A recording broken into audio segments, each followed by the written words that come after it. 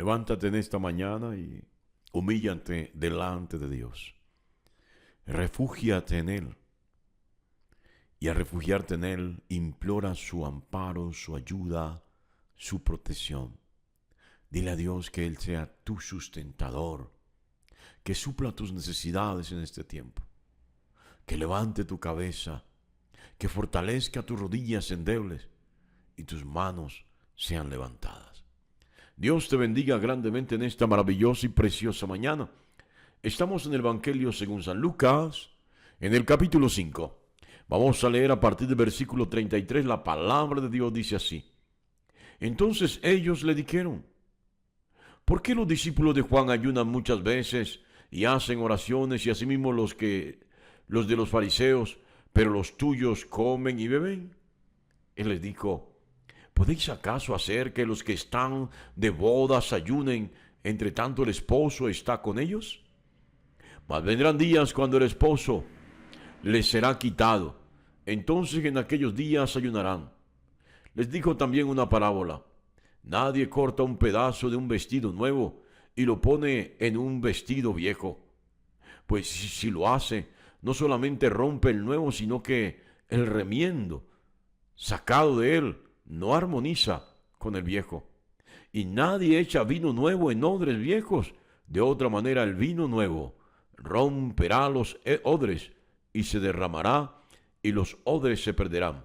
Mas el vino nuevo en odres nuevos se ha de echar, y lo uno y lo otro se conservan.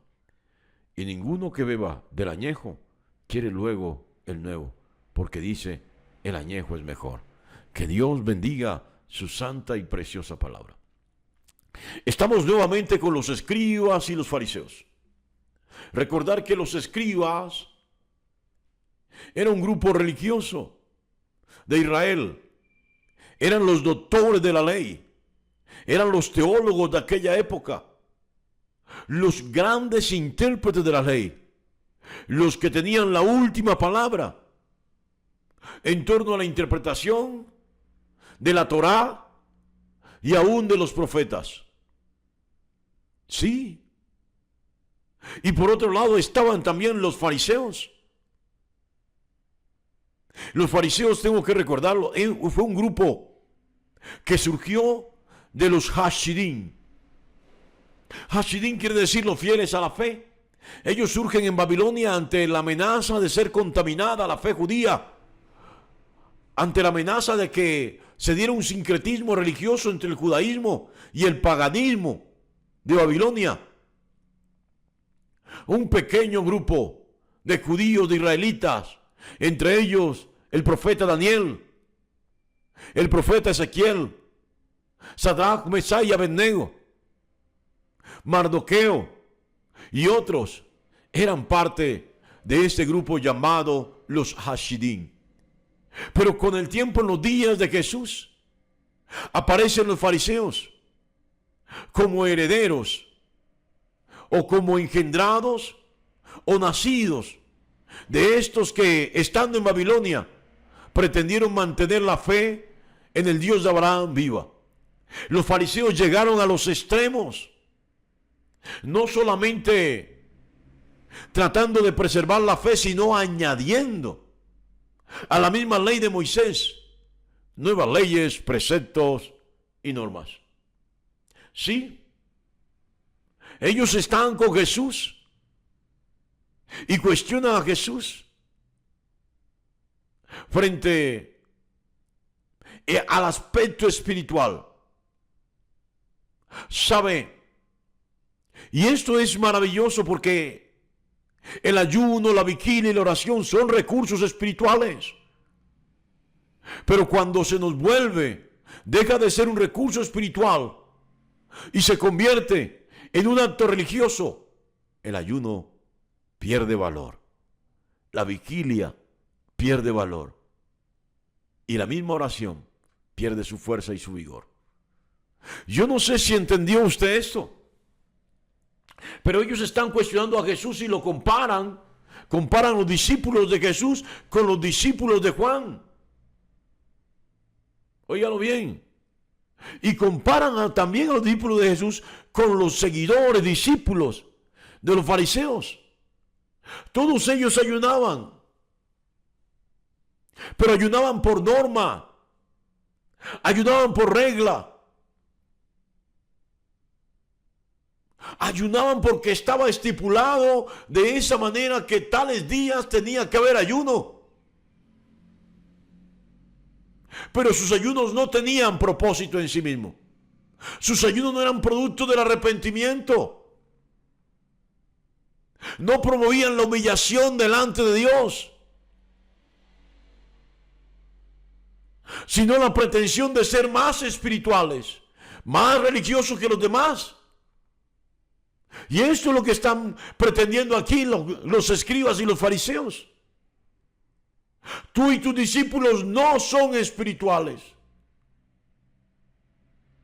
No tienen comunión con la ley ni con los profetas. ¿Y por qué? Porque ustedes no ayunan. Qué tremendo esto. ¿Sabe, mi amado o mi amada? El ayuno es necesario. Y debemos disponer nuestras mentes, nuestros corazones y nuestro propio ser para sacrificarlo, abstenernos de alimentos, pero con propósitos de humillación de delante de Dios, no con el fin de mostrarnos más espirituales que nadie, porque eso sería orgullo espiritual. Y el orgullo espiritual no es más que religiosidad, es decir, es intrascendente. Jesús le hace saber a los escribas y a los fariseos que ese tipo de ayuno que ellos venían llevando era intrascendente. Y responde Jesús: hombre, aquí estoy. Soy el novio. Y en unas nupcias no se va a ayunar. En unas nupcias se va a celebrar, a degustar el vino,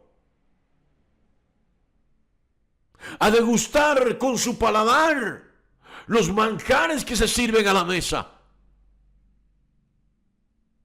Bueno, y cuando ya pase esto, cuando ya el novio, la etapa del desposorio pase, o vamos a decirlo en nuestros términos, ¿no? Los días o el día de la despedida de soltero pase, cuando ya la fiesta se acabe, entonces ahí ayunarán para que el novio venga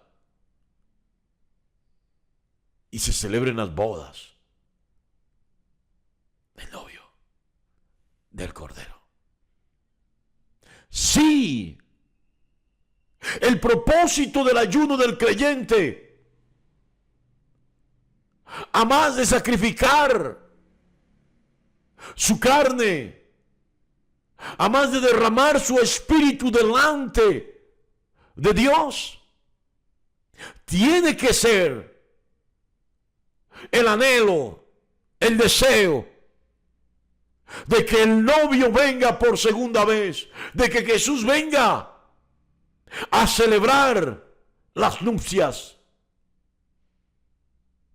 Bueno, creo que esta parte no la había visto nunca. Ayunar para que Jesús venga.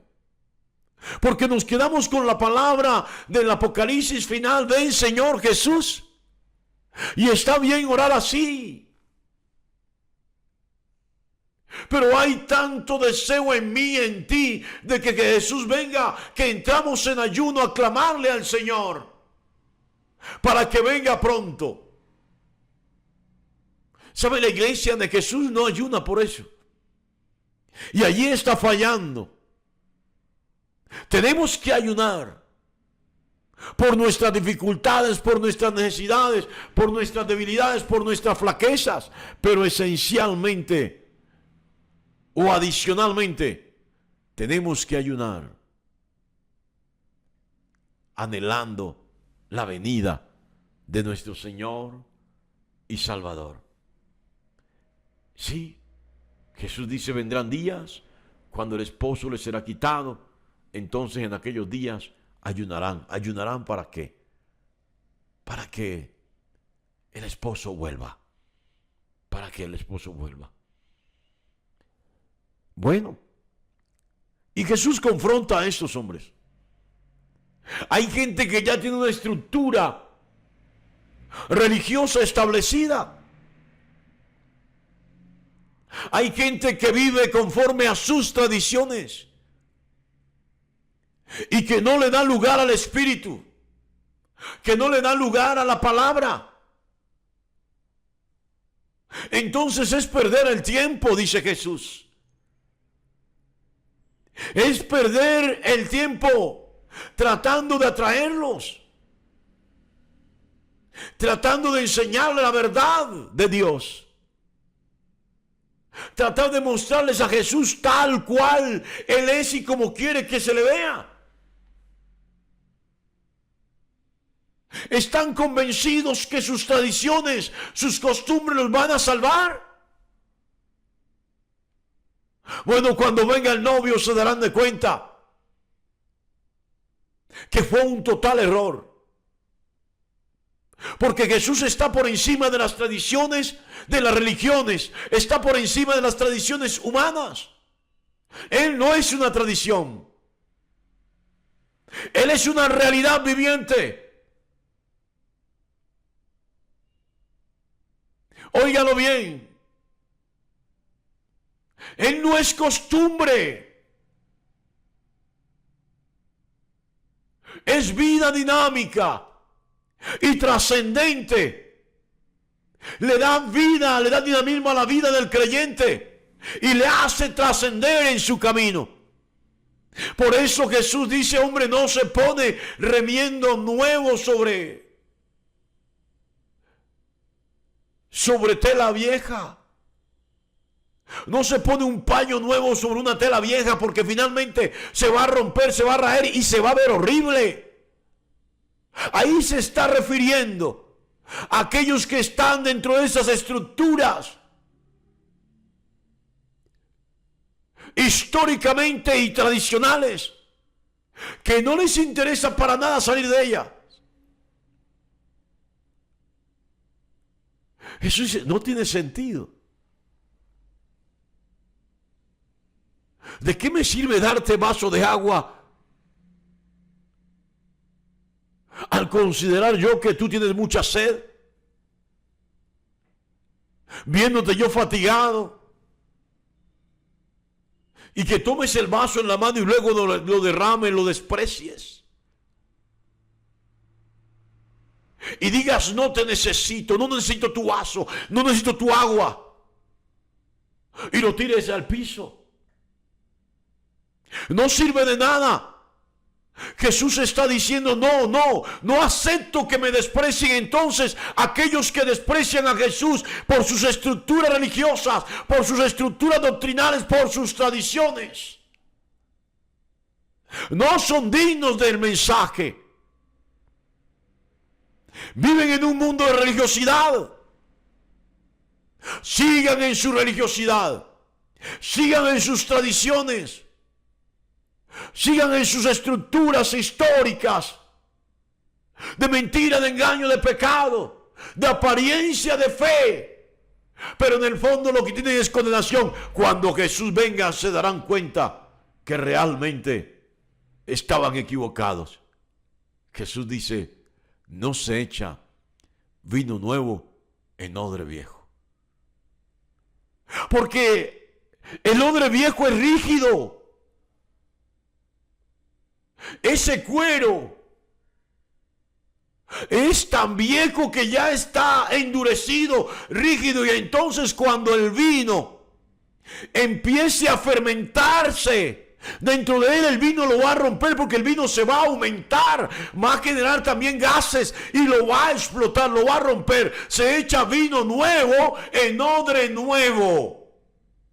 para que en la medida en que el vino se va fermentando, ese cuero nuevo también le vaya cediendo, porque es flexible. Jesús busca y anhela hombres y mujeres sensibles y flexibles al mensaje de salvación.